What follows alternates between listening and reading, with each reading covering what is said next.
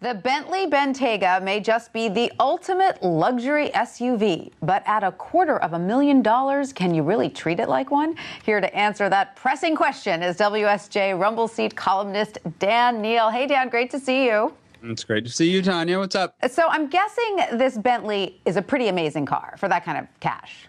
It is the most amazing car, that SUV that can be reasonably imagined by the mind of man at the time. But then again, you pay for it. That's right. Yes. And so paying what you do for it, would you or would you not off-road with it? And is it even built with that in mind?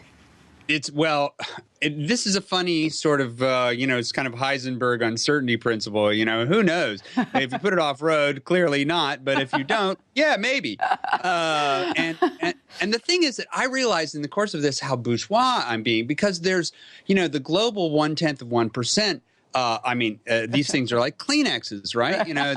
You just chug them. You have a rough day of dog picnicking, and then you have your valet hose it out and sell it. So obviously, for me, who grew up cherishing one single Ford pickup truck, this is a little excessive. Right, and if you get in trouble for muddying the mats, that's something that doesn't happen. I did a terrible thing.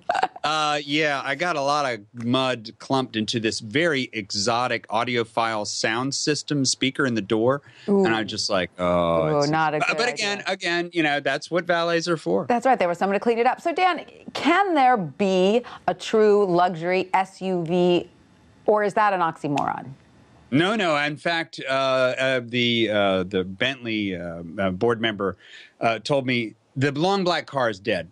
The shape of prestige, the shape of social power and of acquisition is now the SUV. The limousine is. Yes, in China, but remember, China is automotive sensibility is about a decade behind. Right. So in places like Moscow and Miami and Sao Paulo and these places, it's all about the SUV. All about the big, and the glitzier, the shinier, the better. And this certainly qualifies as glitzier. So who is the specific customer for this car? Is it the Russian oligarch?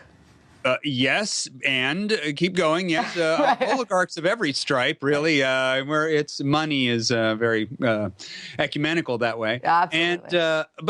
And also I have to say that the other part of it is that this isn't the most. You'll see Mercedes Maybach will build a beautiful SUV. A Rolls Royce is going to build an SUV. A Bentley's going to build this one and a smaller one and a plug-in hybrid one. This segment of ultra luxury SUVs is about to, as I say, the Germans are about to conduct tank warfare on the streets of Beverly Hills.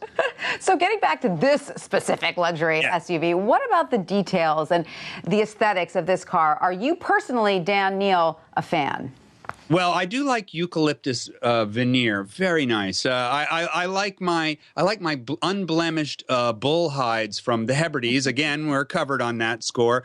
Here's an interesting point, which relates back to who buys them. This car has, what does it say? 30 languages embedded in its IT, so it can be sold around the world, and it speaks those languages around the world.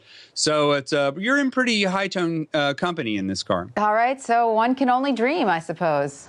Oh, I'm sure this will come in your compensation package. Please don't kid us. I'll be waiting out for it. All right, Dan Neal, thank you so much for that. Thank you, Tanya. Bye.